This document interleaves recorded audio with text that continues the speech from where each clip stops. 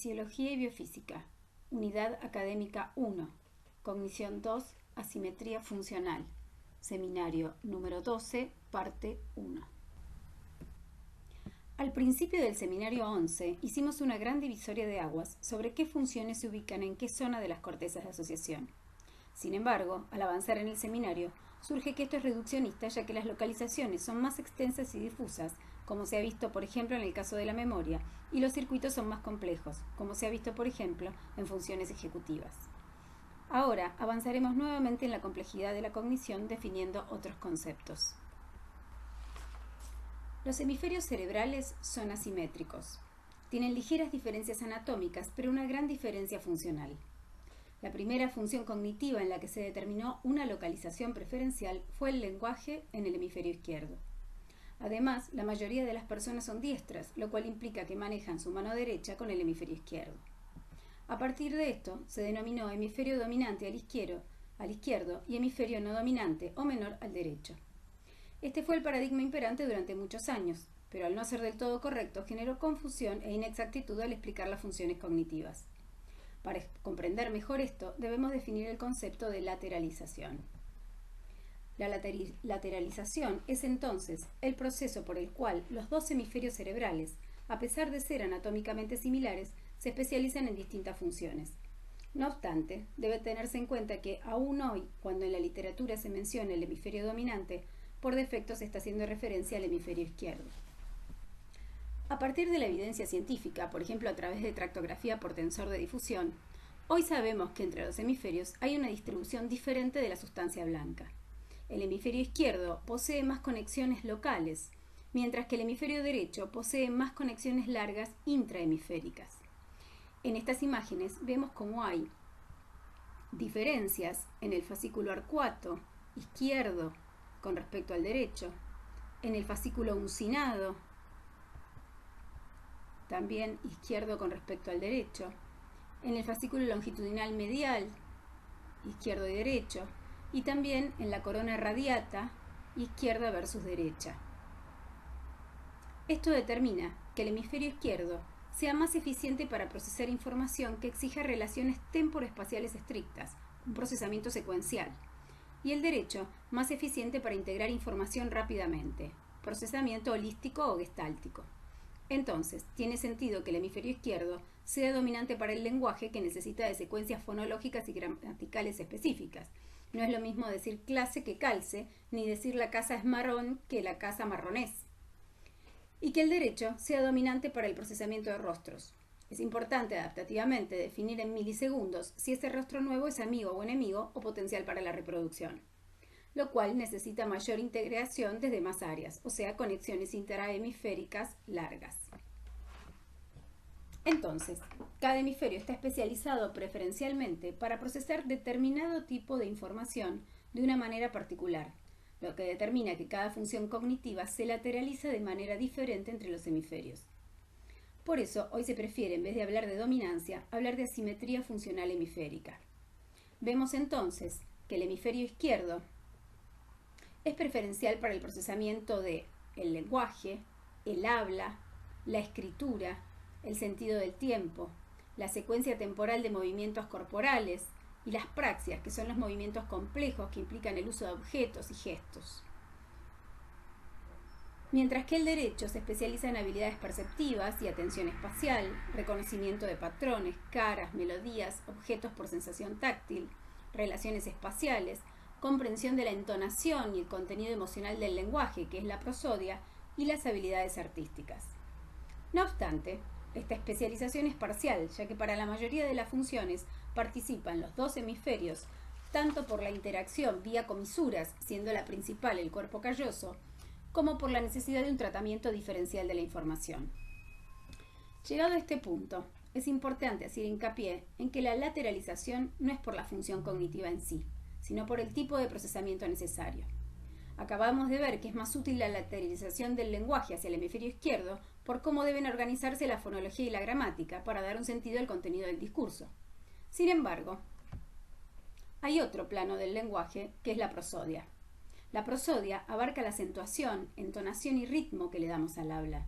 No es lo mismo decir llegaste tarde que decir, ¿llegaste tarde? O decir, qué suerte que viniste, que decir, qué suerte que viniste. Las frases son indistinguibles para el hemisferio izquierdo.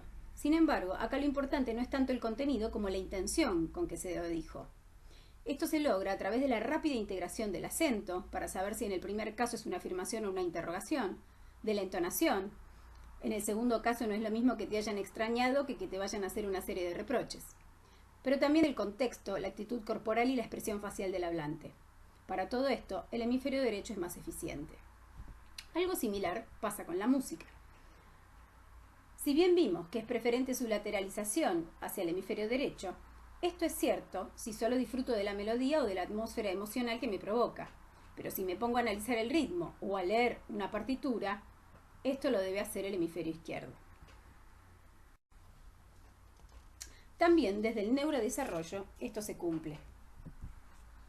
La maduración de la corteza sigue un gradiente, desde estructuras subcorticales a cortezas, desde el lóbulo occipital a prefrontal, o sea, las funciones ejecutivas como vimos en el seminario 11, pero también desde el hemisferio derecho al izquierdo, siendo en los primeros meses de vida más adaptativo, orientarnos en el espacio, reconocer rostros familiares y entender la intención con la que nos hablan, por ejemplo, y luego especializarnos en el procesamiento del lenguaje y la utilización de objetos.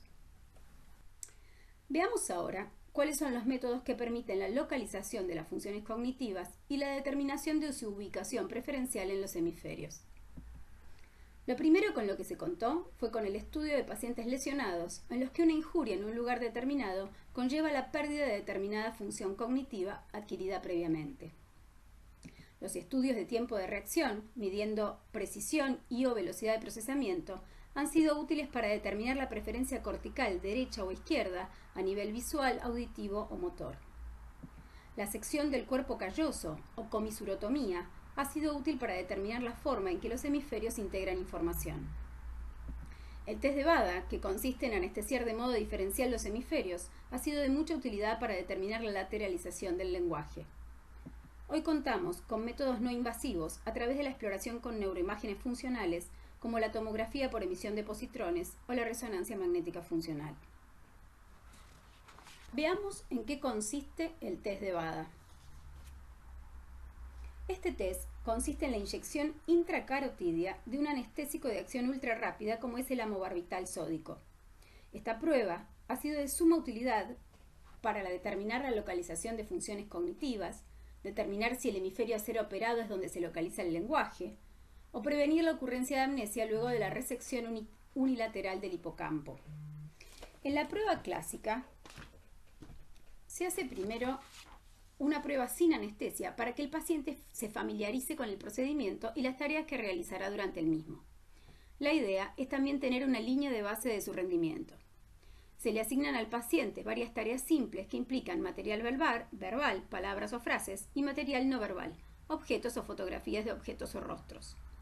El día de la prueba, se coloca al paciente en decúbito dorsal y se le pide que eleve ambos brazos. Se le pide luego que comience a contar desde 1 y a los pocos segundos se le inyecta el fármaco en la carótida izquierda a través de un catéter como se observa en la foto. Unos instantes después, el anestésico hace efecto, lo cual se aprecia por la caída del brazo contralateral, en este caso el derecho. Si el lenguaje está lateralizado en el hemisferio izquierdo, además el paciente dejará de hablar hasta que se pierda el efecto unos minutos después. Al día siguiente, la prueba se repite anestesiando el hemisferio derecho. Lo interesante es que aproximadamente un 10 a 15% de las personas seguirá hablando cuando se anestesia el hemisferio izquierdo, y la mitad de estos seguirá haciéndolo aún cuando se anestesia el derecho. Esto supone que en un pequeño porcentaje de la población el lenguaje está lateralizado hacia la derecha o tiene doble representación. Al principio de esta clase hicimos referencia al hecho de que la dominancia manual, que es derecha en la mayoría de las personas, había contribuido a la consideración del hemisferio izquierdo como dominante. Cuando comparamos además la dominancia manual con los resultados del test de Bada, si bien puede haber algunas diferencias en diferentes casuísticas, surgen números como estos que se ven en las tablas. En ambos casos, el lenguaje se encuentra preferentemente lateralizado hacia la izquierda en la mayoría de las personas, sean estas diestras o zurdas. esto abona lo visto antes sobre que es el tipo de procesamiento que hace el hemisferio lo que determina la lateralización. Sin embargo, del pequeño porcentaje en el que la lateralización del lenguaje es derecha o bilateral, casi todos son zurdos. Esto hace pensar que alguna relación debe haber entre la surdera, dominancia manual poco frecuente, y la lateralización derecha o bilateral para el lenguaje, que también es poco frecuente. En general, las diferencias en las casuísticas solo surgen en este porcentaje de la población, entre los que tienen preferencia manual izquierda, si el lenguaje está representado derecho o bilateralmente. El 85-90% de las personas se considera diestra. Esto es que tienen dominancia manual derecha, mientras que el 10-15% restante es zurda, dominancia izquierda o ambidiestra. La determinación de la preferencia manual se realiza a través de escalas como el test de Harris o de Annett, que determinan con qué mano espontánea y preferentemente realiza un sujeto determinadas acciones, como saludar, o utiliza algunos objetos, por ejemplo un peine. A su vez, la lateralidad puede ser fuerte o débil. Es fuerte si realiza más del 85% de la prueba con una misma mano, o débil un 60-85% de las acciones con la misma mano. La mayoría de las personas diestras son diestros fuertes, mientras que la mayoría de las personas zurdas son zurdos débiles. Las personas ambidiestras realizan la mitad de las actividades con cada mano, o bien una misma actividad a veces la ejecutan con una mano y otras veces con otra. También hay diferencias con respecto al sexo, siendo la mayoría de los zurdos hombres. También existe una dominancia ocular, con qué ojo se mira, por ejemplo, por una cerradura, auditiva, hacia qué oído se lleva el teléfono, y de pie, por ejemplo, con qué pie se patea una pelota. Obviamente, siempre que no haya factores como, por ejemplo, un estrabismo o una malformación coclear que hayan determinado la lateralización. Una vez más aquí surgen diferencias. La mayor parte de las personas diestras tienen todo dominante del lado derecho, mientras que la mayoría de las personas zurdas y ambidiestras tienen dominancia cruzada. Por ejemplo, tiran un dardo con la mano izquierda y apuntan con el ojo derecho. Hay muchas teorías sobre por qué algunos son diestros y otros son zurdos, pero ninguna es concluyente ni explica todo. Hay teorías ambientales, anatómicas y hormonales. Lo que sí se sabe es que adaptativamente parece ser ventajoso que la mayoría tenga dominancia manual derecha, pero también que exista un grupo que tenga dominancia izquierda. En algunas especies animales también se encuentra preferencia de miembro, como en ciertos simios o incluso en cuadrúpedos. Dentro de la población zurda habría tres categorías: zurdos genéticos o familiares, zurdos de novo,